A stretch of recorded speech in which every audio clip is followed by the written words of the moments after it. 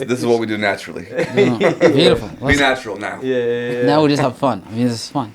But I mean, like, so you were yesterday too. All family for you yesterday. Yeah, all family. You know, did the Halloween thing. You guys saw my. You know, we did. Yeah. Donatello. Did you get to pick that, or you got left with? No, Donatello? I got left with that, man. Who would pick Donatello? Yeah, nobody. Donatello gets disrespected on a regular. It's the least desirable. Least desirable. Did you do something for Halloween? I didn't. You did not? I had a gig. I was the MC for for one of my guys' movie premieres. Oh, yeah, that was Friday. His scary movie. Ah. Yeah, so I mean that was an adventure, but it was a dope experience, and the cast and the crew, everybody was there, so we were all on stage, just sending it up for somebody that was. It took 2 years for them to make this movie. They shot for 8 days, but the whole process took 2 years. Wow. Yeah, wow. That's right? kind of. We were talking to Dan Perlman a bit about the process. That's I can't really fathom. And Mike came out saying it was okay. And those I said it was phenomenal. By the way, it was an honor to be there. I can't say what you say on the camera. That's a great out. How was it? It was an honor to be there. Yeah. But there's something to be said about anybody that starts a process, sees it through to the end, and accomplishes something, let alone their goals, let alone if it brings good things to other people. And our guest today has done just that with his life. Yes. Somebody that you know personally, if you wouldn't mind doing the honors. Yes. So phenomenal guy. I got to meet him.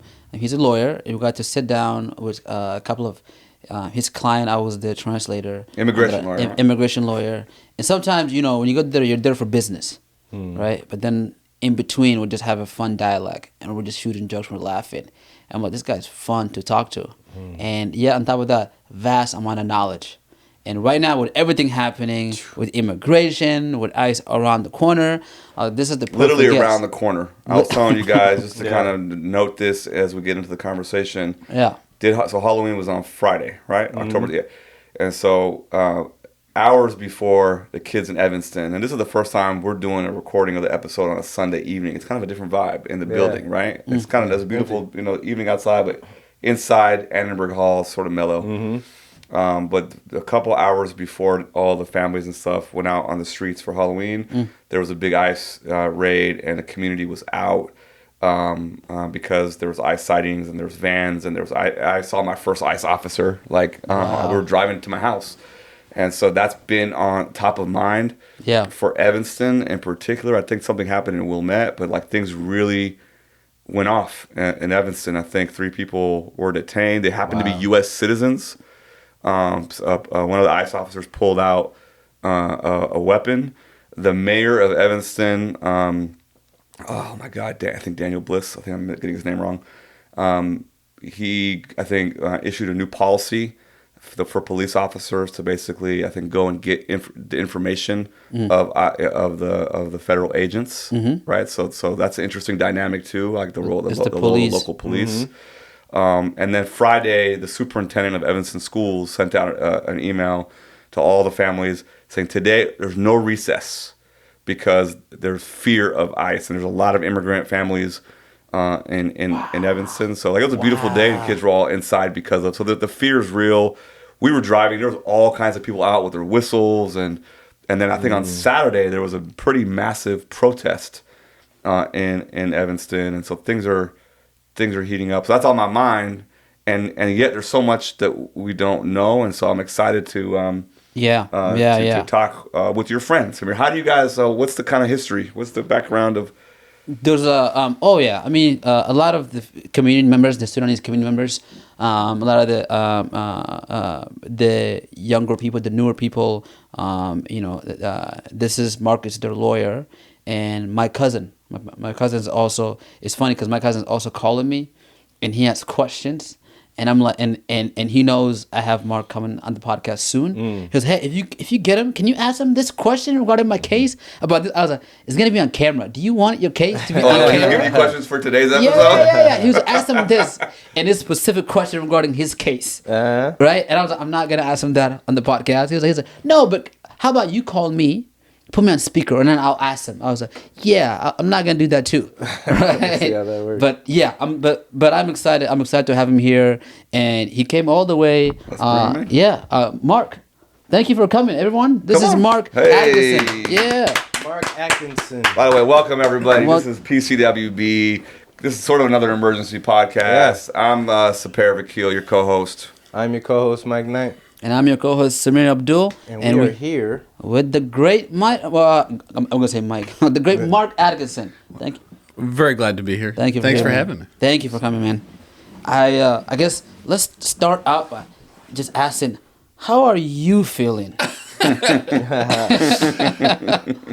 Frustrated.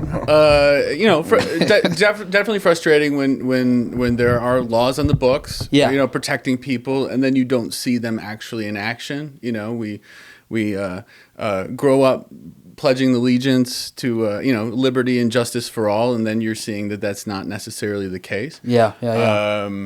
And that's been very frustrating. But I do think that optimism is a strategy that's very important. And I think, a professor and a comedian walk into a bar. We need professors, we need comedians in this time where I think that the majority of our problems is really, really stupid people taking themselves way too seriously. That's true. And professors and comedians help with that. Yeah, so, absolutely. Yeah. It's I love the optimism, and also America's one of the nations where every 4 years there's a whole new administration.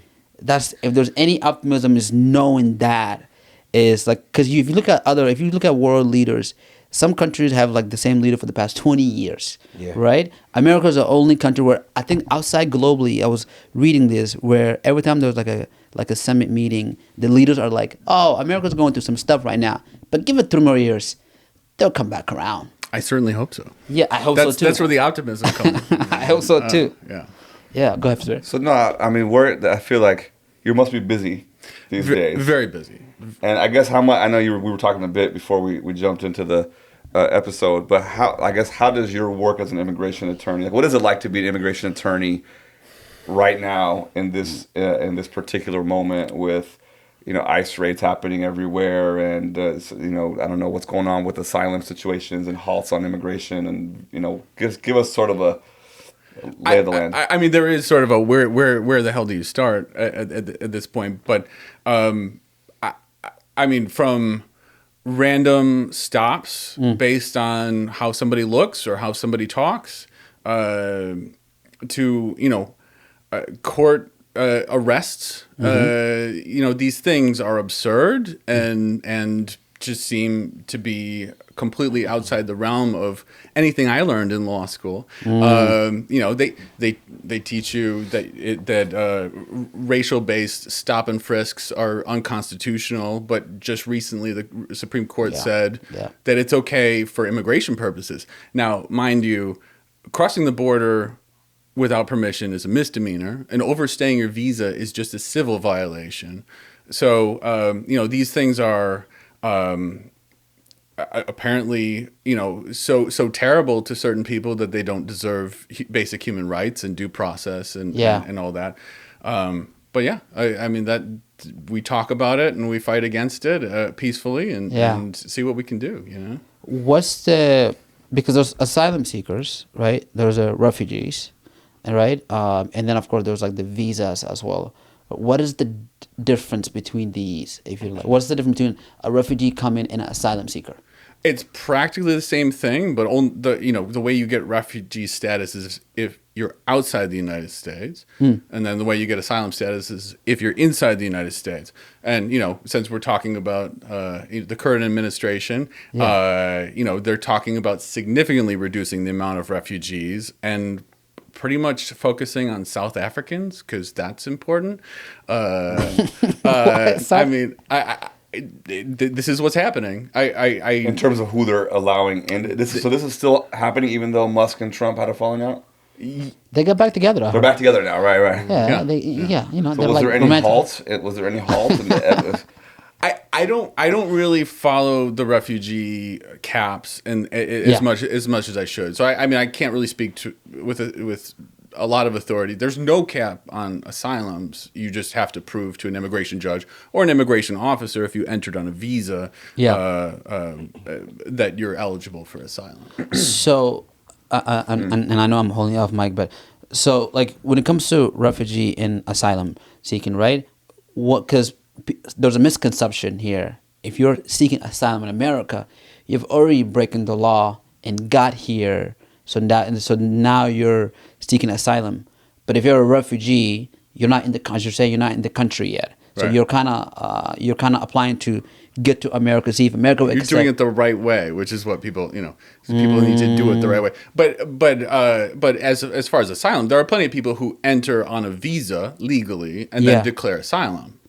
And then their asylum case could be pending for 5-10 years. Yep. Which it does. Yeah. These things pen for years, and then where were we? Yeah, no. It's just because like I came here collectively with my whole family From Sudan. As a refugee, right? That took like a good 7-8 years Right. for everything to get processed while we were from Sudan to Egypt, and then eventually once we got accepted, then we got here. Now there are a lot of people now with the recent crisis happening in Sudan who have no other option but to leave the country whatever way you can, however you can. So they'll leave Sudan and make it all the way to come here, right? The question I guess I have is that when they do make it here, the right way is to file an asylum. Within 1 year, you're supposed to file within 1 year of entering the United States. Interesting. If that 1 year, you have to do some form of applying within that 1 year. File a form. And if that 1 year expires, then you could still file it, but it's going to be significantly more difficult to get an asylum. interesting. Go ahead. Samir, Sepehr. can you would you mind? I don't want to put you on the spot, but could you speak? Because you brought up Sudan and the crisis has heightened, just in the last 72 hours. Yeah. And I know this has been a top of mind for you. Would you mind speaking on it just a little bit to give our viewers a little bit of context? And then I'm curious to kind of connect the dot back to is there a willingness by the U.S. to take in folks, or how that's going to play out?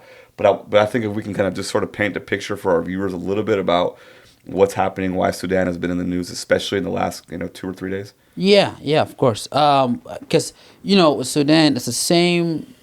What's happening now is the same thing that's happening 20 years ago, which is the reason why we also left. Right? There was the conflict in Darfur, Sudan, that was happening back in the early 2000s, and the thing was back then technology wasn't as advanced as now, so the world doesn't know what's going on, and there was a lot of people there, and it's the same party, it's the same thing that's happening right now. And what happened was that a lot of people ended up leaving as a refugee. So back in the early 2000s, a lot of refugees come from Sudan, from Darfur specifically, right? The capital, Khartoum of Sudan, was okay at that point. But all the fighting was happening in Darfur. And of course, we can go on a whole topic of is this a proxy war? Who's providing this and that and that? There's a lot, right? But it is essentially a proxy war. And the predominant key player are usually, as it is, the UAE, because Sudan has a lot of minerals, a lot of gold, right? In particular. Gold is very heavy. So that was the reason why this was happening. The UAE will provide weapons to the militia, and the militia in return will extract, send gold back to them. And this was illegal, so that it has to be smuggled through planes to get over there, and people left for that reason. And then what happened recently was that I think this started essentially the international community recognized that there was a genocide happening in Sudan, and then the current latest president, they ended up arresting him. Then that leaves essentially the military still intact, and then there's a militia. Both of them there's no leadership, and both parties wanted leadership of the country now, and hence that created the conflict that's happening now. Both parties going back and forth fighting. The only problem is that the militia doesn't really care where it's fighting, who's getting killed. While the military is like, we can fight, but not in the civilians area. Let's take it outside, etc. Right now, for a lot of the civilians, it's just the lesser of the two evil. and the lesser of two evils is the military as opposed to the militia, and the militia is backed by UAE, and now what happened was that footage came out. A lot of footage came out of Darfur, and more people are seeing the massacres and everything that's happening, which is really brutal. And a lot of the youngsters, a lot of the people in the 20s, 30s, all all fled, right? Which is why you see a lot of refugees coming to America. Are they coming? So is the U.S. coming, one of the main destinations? One of the main destinations, but there's a lot of other destinations. There's a lot of European, Egypt. a lot of Egypt's another one. Oh, a lot of them in Egypt. But even when they go to Egypt, it's just a means of destination to leave Egypt, to go to Europe or Canada or America, right? So I have a lot of families, a lot of cousins who will call me, who are figuring out how to get to certain countries for job and anything. Because they're like, Egypt, there's nothing in Egypt for me. There's no job, nothing here, right? But that's kind of essentially within the past 72 hours. What happened was a footage came out of what's happening in Darfur, Sudan. Al Fashir is where it's essentially where my family's from. That's taken over now by the militia, and that's the big, the big outlash you see on social media because of this what's happening.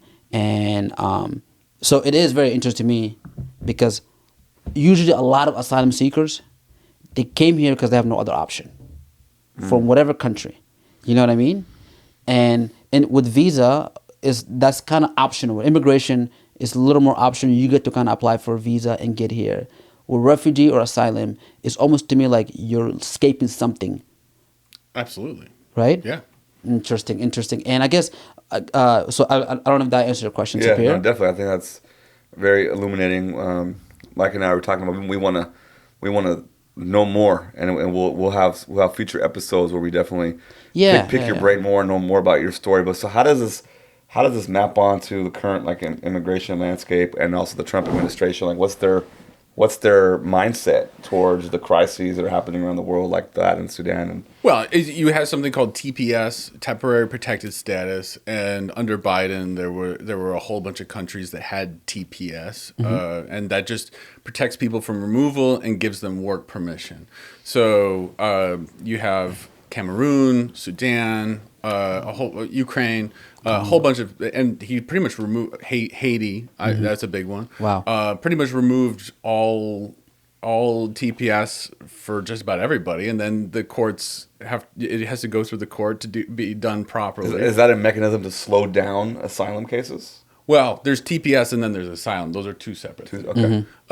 So what I'm saying is, you go from Biden, who I think the system was already pretty tough on immigrants, to Trump, who's discontinuing all these TPSs. These are people who said, look, I'm not from here. I'm eligible for this temporary protected status, and I wish to apply for it. And then they're here. They don't have criminal records. You can't get TPS unless you have a clean record. And then they're putting money into the system by paying filing fees every 2 years generally.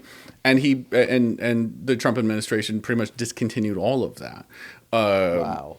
Now, there's some exceptions. It's going back and forth with the court. He has to discontinue it properly. I don't follow it because I just don't have enough time.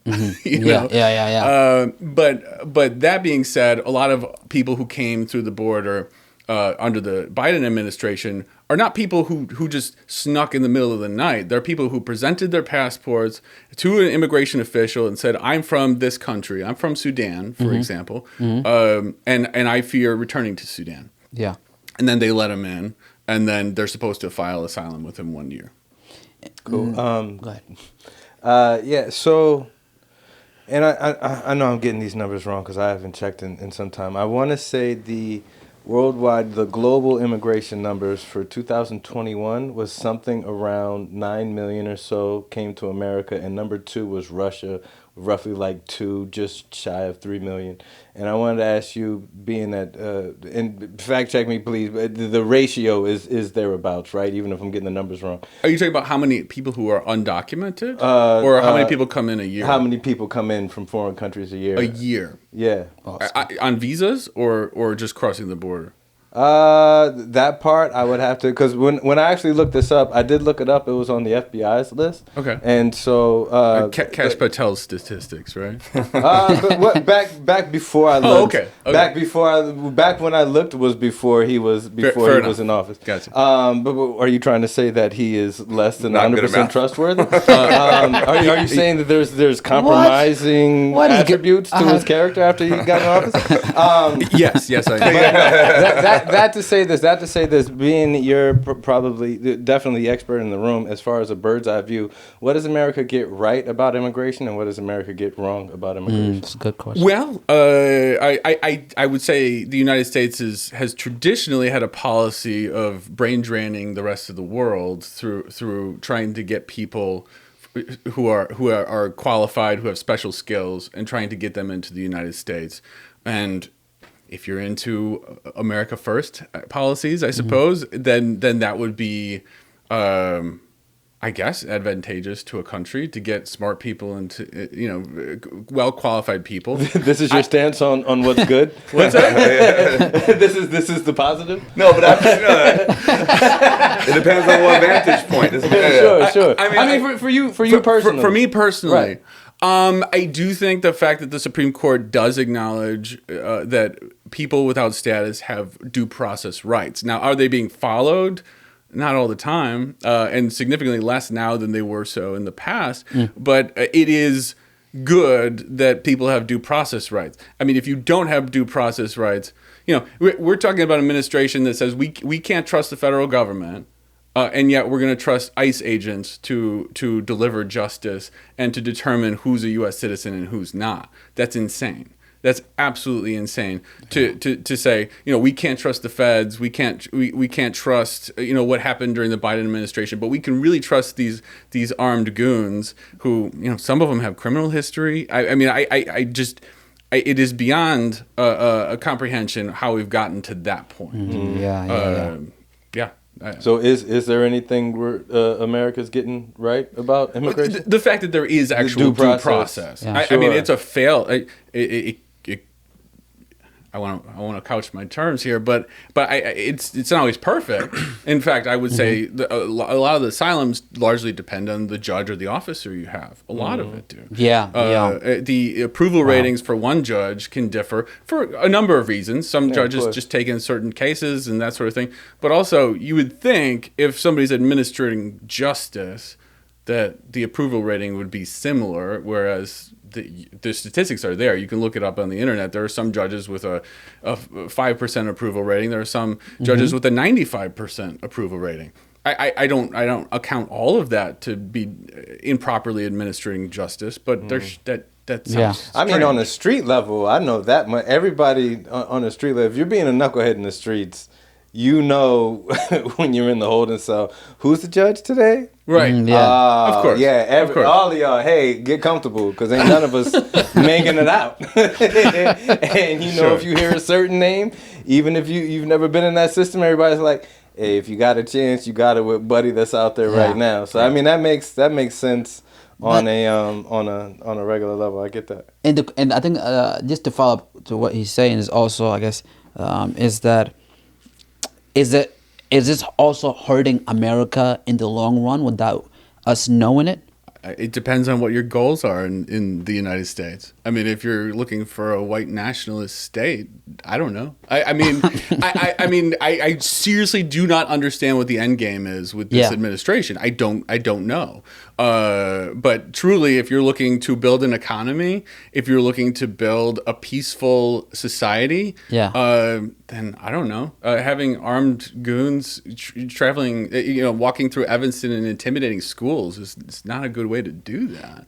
And I mean, like, I've read, right, like, this is on the news now, even, like, there was, like, farmers who came out who supported Trump and this administration, who came out and complained that they're losing workers now because Trump is sending them back. And it's like, it's hard to comprehend that itself, because now you're like, wait, you didn't think this is going to happen? Hard to comprehend that somebody didn't think it was going to happen. Yeah. Right? Yeah. Well, Mike, you always ask these questions that linger, right? This is a great, I think, question. What did America get right about immigration, and what did it get wrong? I mean, you know, me and you, Samir, we're both immigrants to this country, and I think. Thank you, Mike. And what country are you from? Iran. Iran. Great. And this comes up in so many family conversations and so many political conversations, because there is a underlying sensibility of gratitude that a lot of, I'll just speak for the Iranian immigrant experience,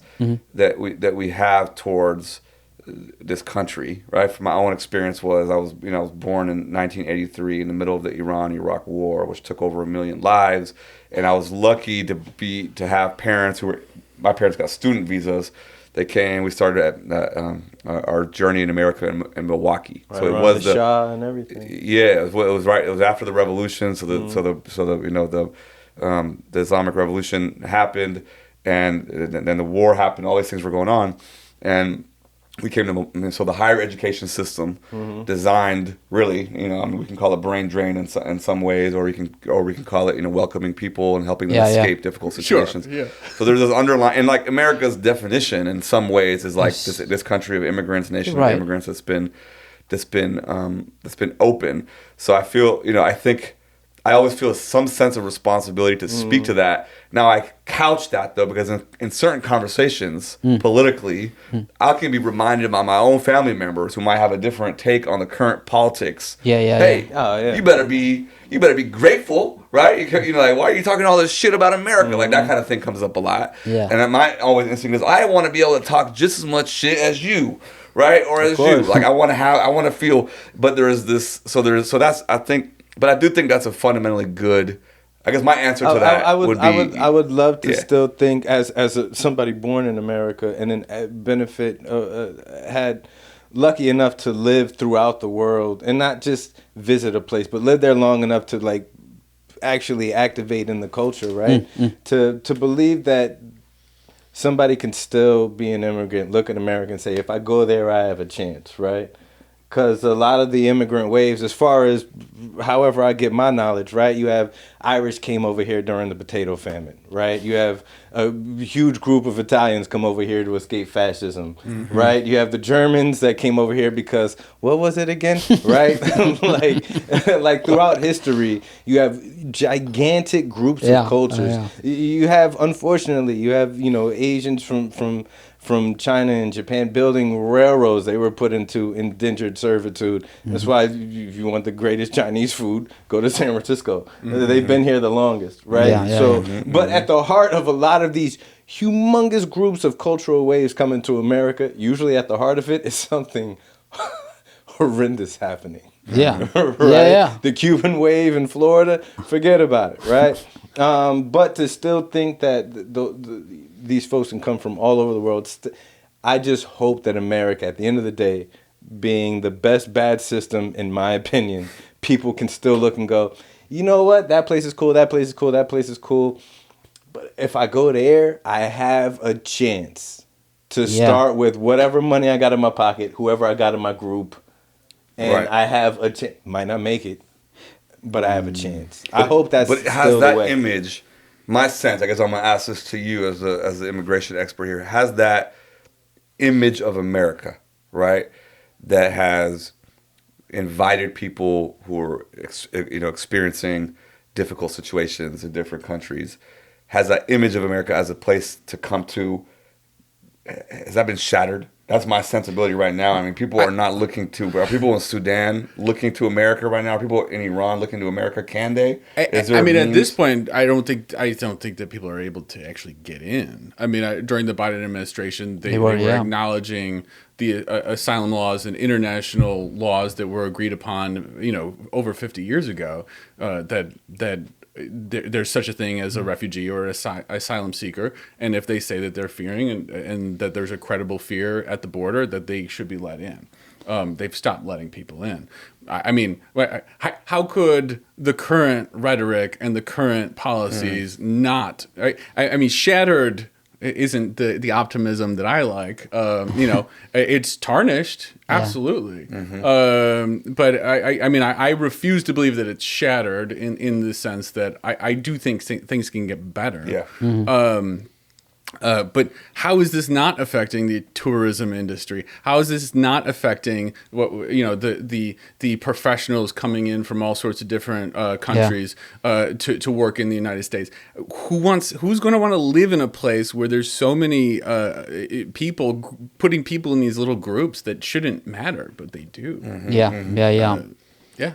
One of the things that I find so interesting about this current moment when it comes to immigration is this kind of this relationship between the big tech industry. I mean, Elon Musk is the core example of that, and the Republican administration right now. This is somewhat of a new alliance, at least at this level, right? I mean, we have to remember the tech industry, for some period of time, whether or not we agree with it, had a different vibe. Right? They even at some point had a more liberal vibe, a more progressive vibe. Yeah. If you think about even what tech represented people during the Obama administration, represented sort of Mark Zuckerberg contributions, Sam Bankman-Fried before his whatever. So now you have this alliance between pretty much all the big wigs in the tech administration Valley. And the Trump administration. But what's interesting, and there's a tension there, and immigration is a tension because the hardcore conservative white nationalists who have been the base of the Trump administration, they're anti-immigrant, right? And the tech industry knows almost better than any other industry in America that they need immigrants. And so now there's been some, and even when Musk was was working closely with Trump, that is a point of contention. I'm wondering, are you seeing any of that on your, in kind of in the office on a daily basis, or how is that stuff? How do you expect that to play out in the coming years? Well, I mean, I don't know if Musk and Trump are getting. I don't even know if Trump knows who Musk is at this point. It's hard to say, but I mean, it sounded like Trump and his MAGA folks were trying to mess with the H-1Bs, the business visas, and yes, I mean that seemed like some contention. I don't know how I can expand upon that, but I mean, it seems like we're shooting ourselves in the foot, but as a country, but then for voters, for Americans to think, what is the purpose of this country? Is it to create this homogenous group of people that all think and act the same, or is it this conglomeration of I mean, I guess the question I have is because in order for you to do that, to make this a homogenous country, you have to first kind of convince enough people to know that, hey, America's image is changing. America's image is supposed to be white, nationalist. Now we're deviating away from that. We don't even recognize ourselves anymore. If we don't do this, the country's going to be taken over by immigrants. That's kind of the messaging you have to do to brainwash enough people to get enough votes. But the thing about America, as you're saying, is that it is an immigrant nation. It will never not be. Right? And so, the whole idea of sending Hispanic back to me is very absurd. Right, because you go to California, you go to San Diego. It's in the name, right? Should we just send the whole state back to Mexico? Because it doesn't make sense to. When you so I know that there's the ideal, right? And there's definitely a difference between whatever's happening in my phone right now, which I was talking to Mark outside. According to my phone, zombie apocalypse, World War VII is happening at this exact moment. At any given moment, I turn my phone on, it's the end. We got beverages at least. At least we have beverages. But we were outside today, pretty far from the end, right? Yeah. And is America definitely has a history of white nationalism, and when things get tight, white nationalism tends to rise to the top as far as the zeitgeist goes. But is it not an immigrant country, without being sarcastic about it? Isn't it literally that? Because it is, as far as I've seen, one of the least monochromatic countries on planet Earth. Right. Go to Japan right now, try and find a taco. Good luck to you. That's the number one thing for immigrants when they come here. What are these magical things with vegetables and meat folded in a, what did you call it again? A tortilla? Or Bring this back to tortilla. my country right now. You'll be a billionaire. Like, this is, once you land here, unless you land in Vermont or West Bubba Town, Iowa, you're going to see like, wow, oh, everybody is here, right? But that's what makes this country so beautiful. And it's also like, one thing I've noticed is like, you don't know you're American until you're outside of America, right? In the country, as people criticize America, is usually because they want, especially they want the success of this country, right? Like even as a first generation immigrant or just fresh out the boat here in America, right? When you're criticizing America, I feel like it's coming from a place, for me in particular as well, is that because you feel like this is your home. That's it. Right? You feel like this is my home, and I want my home to be the best home possible. Because when you go outside of America and you hear someone else, a Qatari or someone else, shitting on America, you're very quick to defend it. Yes. I find myself defending it when I'm in Sudan and I'm in the market and I see people fighting, and then someone says something about America. I was like, yeah, careful now. Right? And we talked about that. And I did the Obama voice with that. I didn't even know why it came out in the other. Careful now. Careful because now. you came to Chicago from Iowa. I came to Chicago from Nebraska. And at a certain point in time, I don't know when it happened. There was a certain point in time where I'm starting to try and live in Chicago, but I spent the last however many years in Nebraska. And then there was a certain point where I was like, oh, I live in Chicago.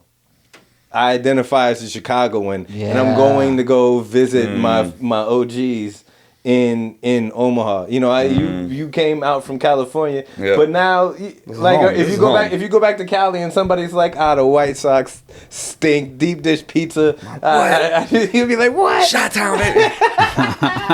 Yeah, there's at a certain point in time you identify with where you are. Yeah, I mean, and that's the beautiful thing about America as opposed to other nation. It's that. Because I don't know how long I could live in Japan and right? one day and be like, I'm definitely Japanese now. They're like, shut up, bro. But where's the public sentiment at, right? Because I feel like if we think about like the big narratives about immigration, there's the one that we've talked about, which is like, this is a country of immigrants, or it's always going to be an immigrant country. We should continue. People like Samir and myself our families have benefited from being welcomed, and it hasn't been a story of exclusion or marginalization at every step or every turn. Quite to the contrary. Like especially cities like Chicago. I lived in Chicago now. I mean, Evanston, Los Angeles, the Bay Area, and amongst other cities. And it's like I think the story of at least my family is one of being like more or less embraced. Right? There's stories of tension, but mostly that's the narrative. But then there's a legitimate and forceful narrative on the other side, which is like, man, Biden opened the borders, right? They're eating the dogs. And that doesn't. Let's also be nuanced about it, right? It doesn't only come from white folks, right? There are populations of African Americans in Chicago who are anti-immigrant. There's Iranian immigrants who are pro-Trump. We joke about this all the time, right? They're like, we're immigrants, but like we're the last ones. We shut the door behind us. So there's also a narrative around, you got to follow the law, right? And enough is enough, and you can't just open the border, right? And so a question that comes to my mind is, in the legal community amongst lawyers, what's the sensibility? Is there a consensus or a near consensus that what's happening with ICE right now is unlawful, or is there debates happening in the legal community? Okay, boy, I mean, you have attorneys from all different walks of life. The majority of the attorneys that I speak to are immigration attorneys, fighting for their clients. So obviously there's a skewed perspective there.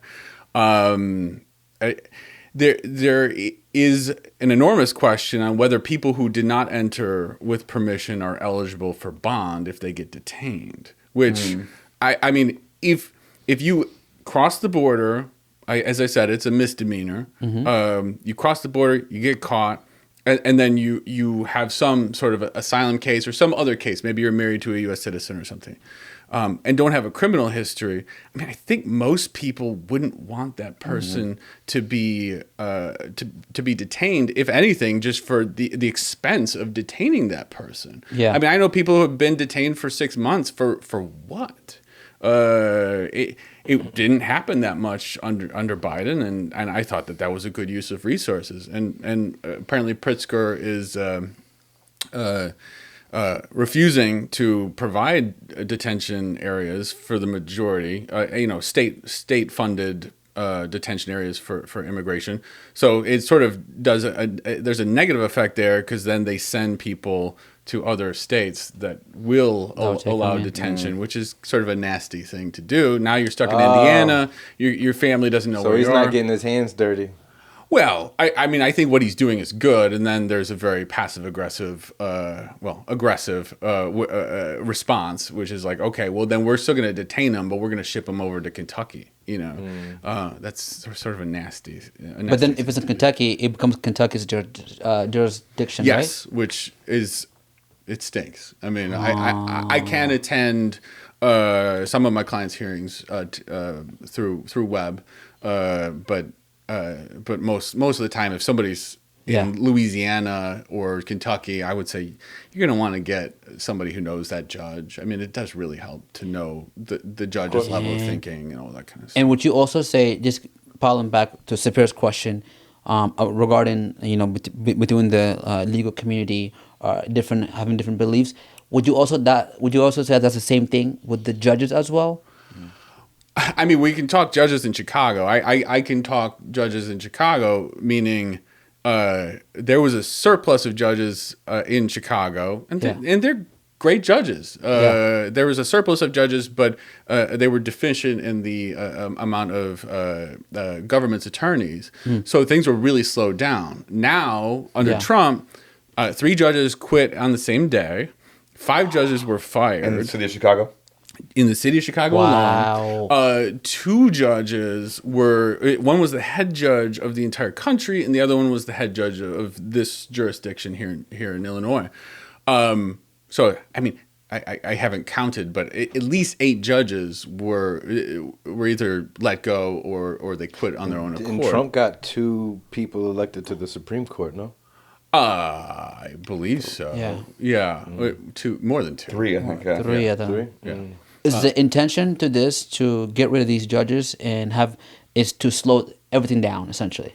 I don't think they want to slow things down. I mean, the judges that were let go were either head judges or they were people who were hired under 2 years by the Biden administration. So it was sort of like a retaliation thing.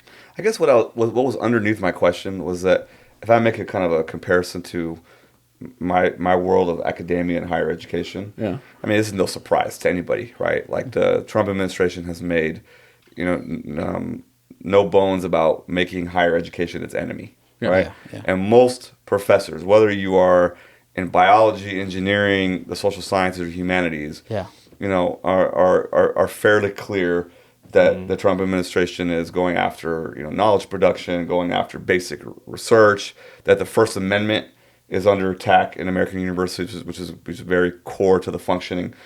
I'm curious, like amongst people who are trained in law, amongst not just immigration attorneys, but like the legal community, is there more diversity in viewpoints in terms of what's happening with this administration is unlawful, or is there like people who understand the law are like this is bogus and like what's happening is just out of bounds in terms of the legal frameworks that are in place in this country? I would think the majority of attorneys, at least that I know, I mean, that's what I can speak to, right. Are appalled, absolutely appalled. I mean, you're talking about what's going on in universities. Somebody speaks out against a conflict in the Middle East, and I believe they were a professor, an assistant professor, but just a resident, and they got taken away. I don't remember the guy's name.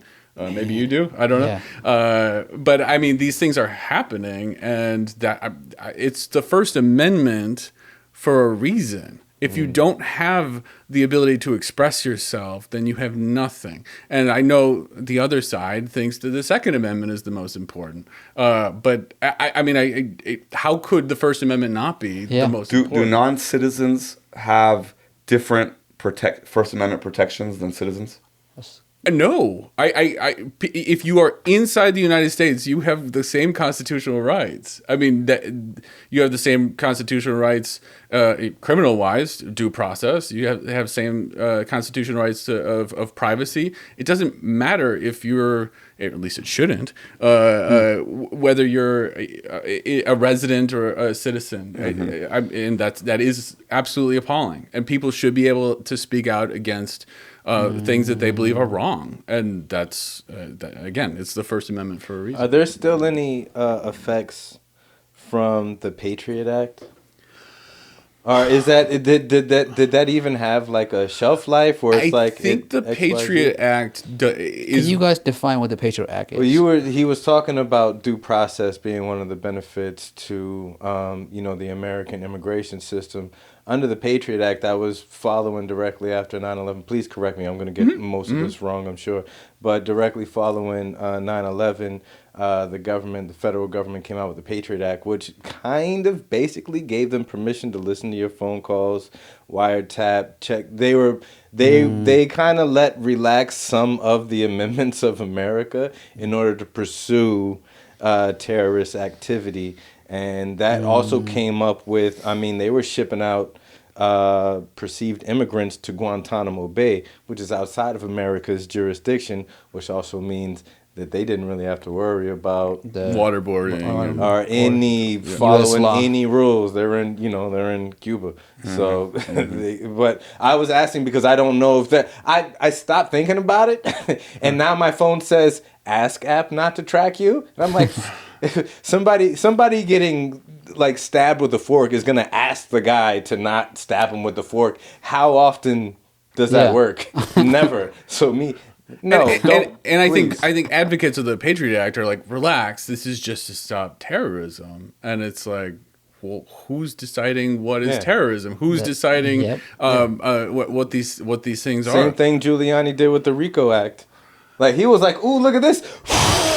This works exactly for what I needed to do. For you're talking about to get the mafia. Is that what you're saying? Yeah, basically because it wasn't Giuliani didn't come up with the RICO Act, so somebody today could take the Patriot Act if it's still in effect. Well, that's what they're doing is using the Patriot Act to maintain. So that is what's happening. Yeah, I think in so. a manner of speaking. I think so, and it seems like as the executive branch progressed from, I would say, from a long time ago, it just seems like there's this continuous encroachment on power by the executive branch. I mean, even Obama was somebody who definitely increased the amount of power for the executive branch to the point where I would be like, careful, we don't know who's next, and now we know who's next, and they're abusing power. And again, to say this is just to prevent terrorism. And so I guess for voters, they're like, well, or U.S. citizens rather, well, I'm not a terrorist, so that doesn't concern me. But who defines what terrorism is? Are you telling me it's hard to get the genie back in the bottle? Definitely. You believe in genies too. That's good. I rub a lamp every morning. Every morning. Check my bank account. So, I guess for even to like give it more of like a broader perspective for the general audience, right? When you see like early on during this administration, when they're labeling like a lot of these undocumented immigrants, like they're stealing our jobs, right? Some of them are criminals, and some we assume are good people, right? We assume. Yeah, we assume. So when you're looking at that, what is that actually? Because I know this is that how false is that, right? How false is it? I think Mike and I were talking outside the building. It's like I strongly believe that people are basically good, and this whole idea that there are criminals that are doing terrible things is a myth to guide voters into being misled and to relinquishing their own freedoms for some weird form of security where I cannot fathom seeing ICE agents in the area and saying this is making me safer. This tear gas is making me safer. Yep. But I guess that's how some people believe. Like I cannot fathom it. Because there are people with major platforms that supported this administration, Sure. but they were under the impression that this administration is going to only target the criminals, the people, the migrants that have a criminal background that came here. That's our main target. We're talking about Joe Rogan here, right? We're talking about Joe Rogan. We're talking about like him in particular as well. But like that was what they were fed, that hey, this administration is gonna go for the elite, the criminals that are in this country. Right. The thing is, they made it very clear that they're not going. Like also, like I don't know the last time I read where they caught a criminal. Everyone that they are catching are the basic, just civilian that are working at Menards or just these given, And the United States government was getting criminals after criminals. I mean, I don't like that term myself, but people with criminal convictions, if they didn't have status after they served their term, they were convicted of something, whatever they did, they would be given 24 hours to be handed into ICE custody. Mm-hmm. That was happening before the Trump administration. It doesn't make any sense. So I mean, from a legal perspective, it's like we were doing these things already. Yeah. Yeah. I was gonna say, not to derail. I hope this runs parallel, but something that we bring up, which is hard not to bring up, but is something that we, as a group, actually focus on, is AI, right? Okay. And with AI in particular, they make a big to do. It's passing the bar. It's if I have a legal question coming up, the first thing I'm gonna do, I'm gonna either coin flip between now Google or ChatGPT. These days, I'm probably gonna ChatGPT that bad boy. Even if you Google it, you're still getting the AI You're still summary gonna up get the an top. AI thing, Oh, right? yeah. Now, the way I grew up and in my head, practicing law is sexy. Objection, overruled, sustained, no further questions, right? Like I don't see ChatGPT doing that. Yeah. But at the same time, if I'm a savvy immigrant, I know my way around the Googles, I know my way around the ChatGPTs, I'm gonna start using that. You as a lawyer, that I'm assuming you remember a time before all this AI business, yes. And now you're currently also quite active during this revolution on the internet. Is that what are these conversations you're having amongst your community of lawyers? Specifically about AI? Well, because they used to have askalawyer.com, which is like, hey, how sick am I.com, which is you got a headache, upset stomach, but you got 3 weeks. But it's different now. It's like pretty refined. I'm interested to know what you're going to say about that too. I mean, I don't know what to say about it. What are you guys saying about it? Do I use it? Yeah. As a springboard. Sure. For further research, I definitely do use it. If we're four truck drivers right now, we're like, yeah. Hey man, you heard about Cali? These cars, they driving themselves. Right. This is crazy. Right? If we're four lawyers right now, what's our conversation? Do I think I'm going to be out of a job? I don't think you're out of a job at all. Yeah. But the generation and the one after you, maybe.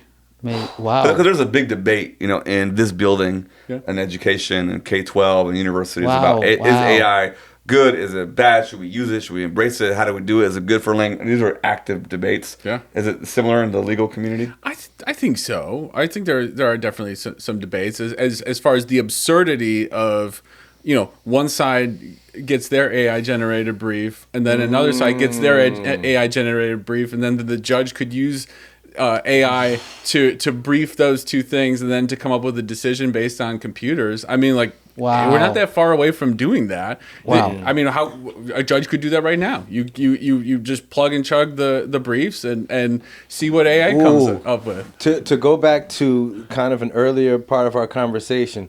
So we have Judge Johnson. Okay. Hard ass. If you're going in there, good luck to you. You're getting some kind of time. Maybe not a lot of time, but you're getting some kind of time because Judge Johnson, everybody knows, right? Okay. And then you have Judge Joe Brown. Hopefully, if you had a good night with this old lady, you just walk away with papers, you know, whatever. It's a crapshoot. Which one you getting? I don't know. AI. Here's the stipulations. Here's the statutes. Here's the whatchamacallit. Here's your case. The human touch boom, and discernment. boom, boom. And you off to do whatever every single time, cookie cutter. Which one of these versions is preferable? Which one is better? The imperfect human or the AI? The AI that the gives no care I whatsoever. think the imperfect human is probably better than the cold hard data driven AI. I mean, don't you? Yes, of course. Yeah, I mean, yeah, I can't charm the Terminator. speak for yourself. This guy, of course. I was gonna ask you. I was like, do I go more political? But I'm curious about how you got into this. If you wouldn't mind just sharing kind of your path. He's a musician. This guy. Oh yeah, Yeah, good evening, you're a good musician, too. but how did you come into this path of immigration law? And, I mean, it's nepotism. My parents started the firm 1980, and my brother's there. My brother, myself, and my mother, we were still there. My father retired last year. nice. And I mean, I love it. I love working with my family. I almost everybody who I say, they say I couldn't work with my family, but it just takes one. It takes one difficult person to really make things tough. But I love working with my family. We got a wonderful support staff of five other people, and it's just a nice small office. And Did you grow up like when you were in high school? Did you want to be a lawyer? I worked there in high school. Okay. Did I want to be a lawyer? I did the musician thing for quite some time. Which you still do, right? I still do. Yeah. Yeah. We're Fugadugu. The band is playing Old Town School of Folk Music this coming Wednesday. I love Wow. I love that you have a creative release. Oh my God. He does comedy. He teaches, and his last name lawyer. Thank you. I was waiting for the right moment to bring that up. I was the whole time. I was barely listening. When do I bring up the fact that I'm a lawyer? Vakil means lawyer. And, Vakil. All right. Yeah. Okay. Yeah. Do you have any in the family? No, nothing. No, we do. Not yet, But like, not yet. I have a cousin who's a lawyer, but it's not like He my still dad can't or grandpa. practice it, but Yeah. it is. Practicing it. Yeah. That's amazing. Write to the Bar Association. See if they'll let you practice. Wait, so okay, because you did music first, Yeah. and then eventually, well, you said you also high school worked with your family. I did. Summers, summers I would go there. So I'd be exposed to that. Even as a young kid, I'd hang out in the waiting room and see what's going on. Get to play with the copy machine. Yeah. I bet you didn't imagine being an immigration lawyer in this particular No, heightened. absolutely not. In fact, my parents say, this is the most difficult time we're experiencing. Do you feel that stress in a daily kind of way compared to, let's say, like 4 years ago? Well, 4 years ago. I mean, are we talking about the first Trump administration? Or I think Biden, right? I guess you're right. Yeah. Yeah. I mean, it's very stressful, and not to mention the fact that they come out with these new policies, and then they get challenged with the courts. So then, if you have, let's say, 1,000 clients, and then Trump does some decree saying everybody's going to have to do X, Y, and Z, and then as an attorney, it's probably not going to happen, but it's going to it's going to start to happen, and then it's going to get challenged in the courts. For example, he just decreed everybody who has an asylum application pending has to pay $100 a year just cause, So then how many asylum clients do I have? A lot. And so then they all call me, and that is incredibly stressful. I have a wonderful team of people in my office who can handle those calls. But then just last week, a judge was like, no, the way he did it was unconstitutional. So all that time of like getting people to pay the $100 fee, it was all just wasted. It's just wasted time. It's so unnecessary. It's such a waste. Is that kind of like a filibuster? Kind of. Is he kicking the can for any particular reason that we're not in the know? I think his supporters just love seeing people suffer. Headline snatching. Yeah, I mean they love seeing people suffer. I that there's no getting around it. Man, that's so interesting. Would you? I guess, is it harder now? Are like clients calling you with? Because I know, like even with the family members and the community that I know, they're constantly like, I don't know what's going on with my case. It's taking too long. Yeah. And so, are you like with everything happening right now? Are more clients calling you with uncertainty? Absolutely. No question. Just to share a little tiny story, because it's central to this area about what's going on with ICE now. Thursday, just about to leave. You know, I got my team members that were about to leave. There's a phone call. This guy, he's stuck. I guess you would call it a dragnet in O'Hare. He's a driver. Mm-hmm. He's got a case pending, and it's not completed. And he's like, They took 15 cars and they pulled them. I don't know how you pull over 15 cars, but they took a bunch of cars and they said you can't go. And then they're asking, are you a citizen? Are you a citizen? Are you a citizen? And he's like, I'm in line to do this. I don't know what to do. And I was like, well, I'm gonna email you. I'm gonna text you all the documents you need, but also say that you have an attorney and that your case is pending. I would never tell anybody to lie to anybody. But that being said, how are you going to get an ICE officer to understand the nuances of this particular case? Wow. These are not bright people. Yeah. So then it comes his turn, and he's still on the phone with me, and he goes, these are my documents, blah blah. And by the way, I have an attorney. He's on the phone. Do you want to talk to him? And they didn't need to see anything else. They said, oh, we don't want to deal with you, or we don't need to deal with you, simply because he said, I have an attorney. That being said, wow. As in like they let him go. That being said, so I'm in my 40s, so I've gone through some profiling in my life. Sure. Ask my dad, his stories are worse. Keep going back, you get the picture, right?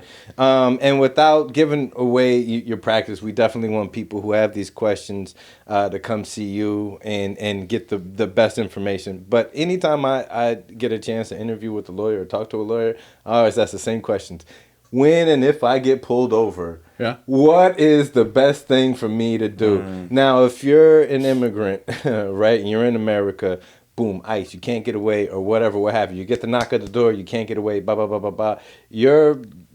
What are your ABCs to this person before they give you a phone call? Driving is a little different. Because driving, if you get pulled over, you do have to show identification and all that. But generally, if it's non-driving, I do not wish to speak with you. And if they continue to speak with you, then you say I need to speak with my attorney. You ask, are you being detained? And if they say yes, then you say I need to speak with my attorney. But everybody in the United States has a right to not speak with anybody from the government under normal circumstances. If you're driving, it is somewhat different, which is why if you don't have status or you have a removal order out against you, I would recommend not driving. But you are under no obligation to speak with any ICE official. In fact, I would strongly recommend that U.S. citizens exercise that right to make it a more perfect union. Yeah, I mean to make it, I guess, to make sure that they are doing their job, and their job is not to bully people and to try to detain people for no good reason. So I do not wish to speak with you, and if they continue to speak with you, I need to speak with my attorney. I know with city officers, you can't. Hey, why am I being detained? Why am I being pulled over? Am I under arrest? I don't have to do. These folks as federal agents, if they're detaining you, do they have to express a purpose, which would ultimately be, hey, you look like you're not from this country? Which apparently the Supreme Court said is okay, which is disgusting. Which is racial profiling, essentially. Yes. Yeah, I mean, if you have an accent, if you look a certain way, that is not the America that I know. So saying we live in different America. I hear that. I hear that. But Yeah. and that's not to say my entire life. I've just been in sticky situations, and some Sure. of them you're like, really, guys, come on. So the best case, the best thing to do in that worst case is to just, hey, I'd like to speak with my representation, and then just keep your mouth shut. Oh yeah, absolutely. So asking for a friend, Samir, if he gets pulled over and they ask him for if he's a U.S. citizen, he doesn't have to say. If you are of the privilege that you can handle getting detained for a temporary amount of time, I would recommend that people use that privilege because it ensures that ICE has to do their job. Meaning, if you're okay with getting detained, you can say go ahead and detain me, and eventually they will eventually. Hopefully, if the system works, realize that you're a U.S. citizen. But I mean, somebody like myself, if I get stopped by an ICE officer, that is, to refuse, are you a citizen? That's what they're asking these days. Are you a citizen? I would say I don't have to speak with you. I don't recall being born. I mean that's my own little take on it. But I don't have to speak with you. And if they want to waste their time on me, it's less time that they're wasting on somebody else. So you're saying essentially right now, a possible solution is that if whoever gets, especially if a U.S. citizen or anyone with a green card, if you get pulled over by ICE,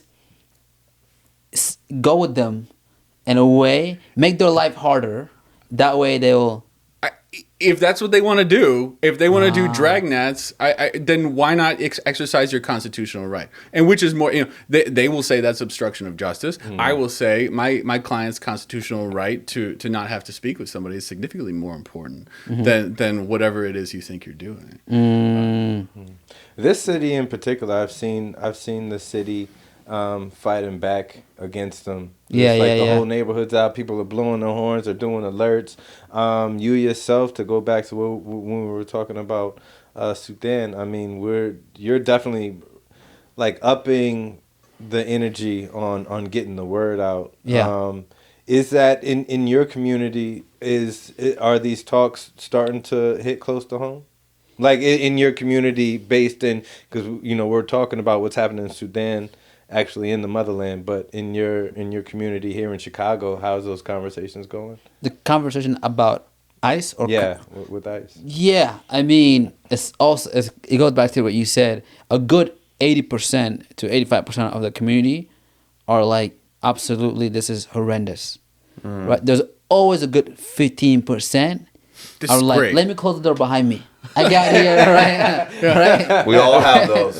And then you go to my folks, and my folks like, why can't they take these people, the one that are like close the door? I do hear that a lot. I hear that a lot. But majority of people, of course, they're like, they're terrified. There's a lot of truck driver stop working truck because they're afraid that even though they have cases pending, that if they get pulled over, they will be taken away.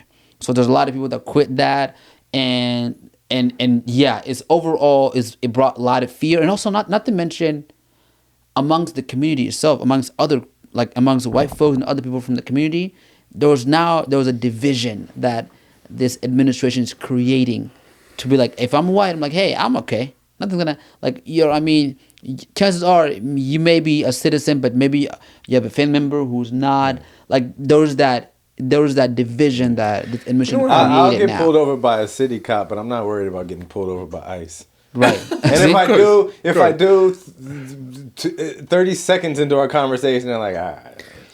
But would you talk to them, or would you say would you say I don't? Would have I to talk to them if I get pulled over and lights are behind me and it's at nighttime? I'm turning the light on. Yeah. I'm dropping the windows. Right. I'm presenting my hands. Sure. And I'm shouting every move I'm about to make, because I don't know if you've ever had a cop pull out on you. Right. But that hole in the front of that thing gets big as hell when you think it's about to be over. Yeah. So again, my experience, I don't come from a culture where challenging the police, unless that's what we're all doing. Right. Unless we're Yeah. having a discussion and hey, us versus them time challenge. Yeah. If we're not having that conversation, then I'm trying to make it to the other side Sure. of this interaction with that guy who has a badge and that thing on his hip. Yeah. Right. So my perception of it, I'm not going to cause trouble Yeah. to 12.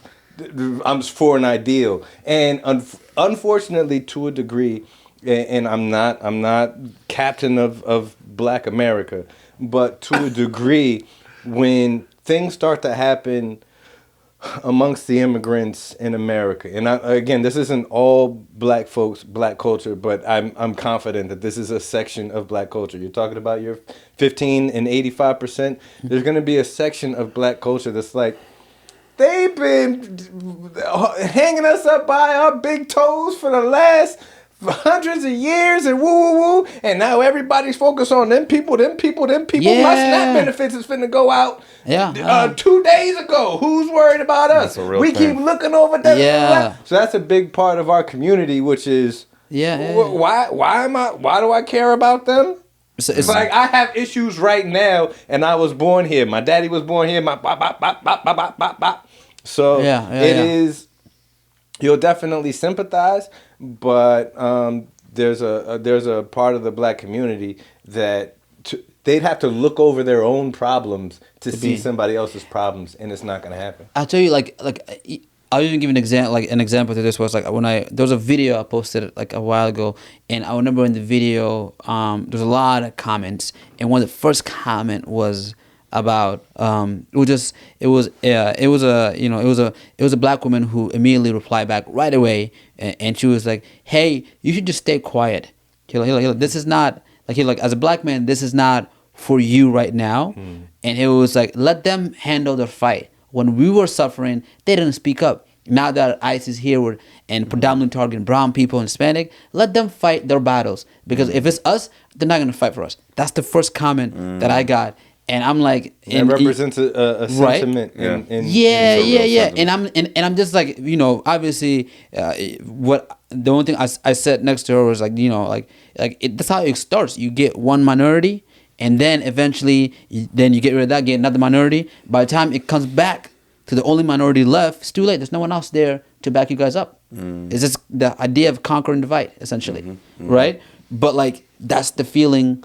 A lot of there's some Black folks who had that same feeling, and because America, there's so much injustice between different minority groups, and often the case one minority group is going through so much difficulty, the rest of the country is not speaking up. And that's still an open wound for a lot of folks in the Black community. And I would imagine to a degree in any American-born community, if you see I would liken it to, right, we're all brothers to the same mom and dad, and then mom and pop adopt a child, and now all of a sudden we're getting less attention.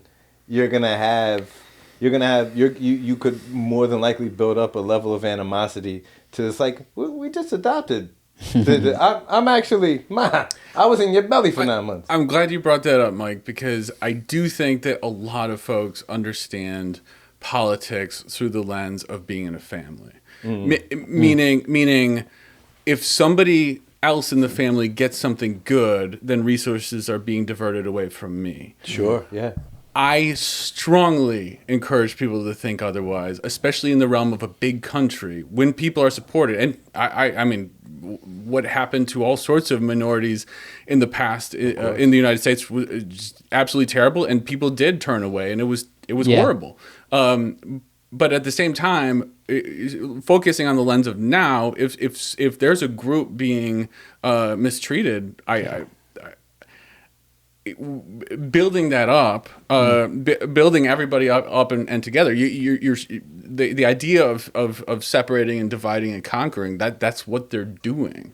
That is what they're doing. And I do think making empathy like a real thing as opposed to a weakness. I mean, there is so much strength in empathy, and there's so much strength in people being together and actually focusing on our commonalities.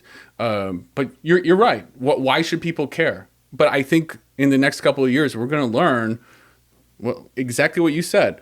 They're going to go to one group, to another group. Women who want abortions, professors who speak out against this. They're going to jump from one to another, and it's so much easier to divide and conquer, and that's what's happening. Let me ask a question that's been on my mind in this conversation. We know that like the Trump administration has singled out liberal cities, more diverse cities like Chicago, in terms of sending in the federal troops and that kind of thing. With this recent round of ICE raids, is there any data about the political affiliation of the cities which they're sending ICE agents to? And I ask that because going back to your question about the sympathy and the compassion, and who could be for this, right? Who could watch seeing families pulled out, like in Evanston I mentioned they had, but here's the question. There's a question and then a question on top of that, right? In Evanston, like in Chicago, it's a very liberal city, college town, right next to Chicago. So already people are, against Trump. And so when there's an ICE raid, the community comes out, right? I'm wondering if these same ICE raids are happening in conservative towns and people are being pulled out their cars or houses.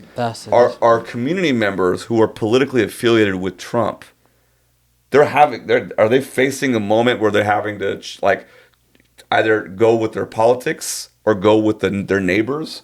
Is there any data? Do we know about these ICE raids? Are they being predominantly targeted? Because there's immigrant communities in conservative towns. My sister's visiting right now from St. Cloud, Minnesota, right? A very conservative town with a huge Somali Muslim population there. I'm really curious about how this stuff is playing out. And more, I don't know if you have any insight on that. When you're talking about New York, LA, Portland, Chicago, I do hear them going through Memphis. I guess I can't tell you whether Memphis is a categorically blue or red state, but it seems less blue than the others. What other cities are they going after, other than blue states? So these ICE raids aren't going to. Are you hearing? No, I haven't heard that much about which is. So it's clearly retaliatory, and it's clearly targeting cities based on politics. And there's plenty of constitutional precedent that says that is totally wrong, absolutely unquestionably wrong. But then how do you prove it? You can prove it by showing in a court of law that these are all blue states, blue cities being targeted, and then hopefully a judge agrees.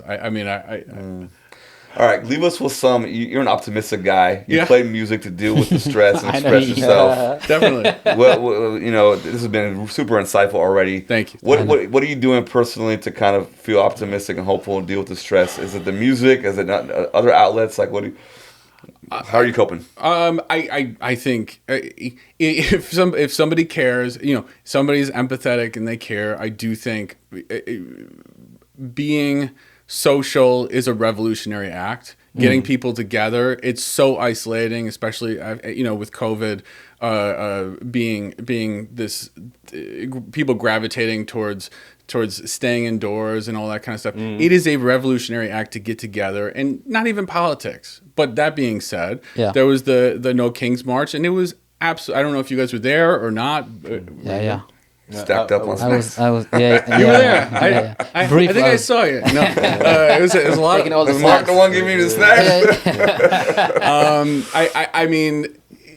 It is normal to have empathy. It is normal to have compassion for people. Of course. It is abnormal to do the other thing, and it is unnatural to think that people don't deserve to have life or deserve to be with their family members. Yeah. I think that would be my answer. That and music, Nice. but that would be my answer. And how often do you normally play music? Is that We try to play once or twice a month. once or twice a month? Yeah. And I love that venue, the Old Town. That's a great Old Town. venue. The one in Lincoln Square? This Wednesday, Lincoln Square will be there, and it's the great venue. International Music Festival, and it's a blend of Americana and Eastern European music and sort of klezmer. Yeah. And if I recall, the last time we spoke about this, you kind of I don't know if this is, I don't know if and correct me if I'm wrong, but You said in your college days, perhaps, where you were kind of traveling, doing music.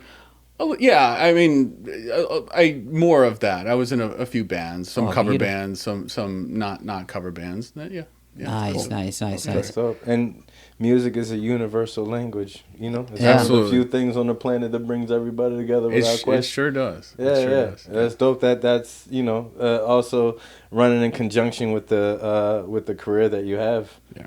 And if there's any advice you can give to especially asylum seekers or anyone who's right now have case pending and whatnot, especially right now with everything kind of being slowed down, what would you tell them? Would you tell them to like have hope and just wait it out a little bit, things will look bright, or will you tell them to like hurry up and get your shit together? Because It's a case to case. I mean, it's really hard for me to tell. I mean, attorneys have ways of speeding things up or slowing things down. Yeah. And it's just a case to case. I will tell you, as far as I am pretty much 100% on removal defense on my people from Sudan.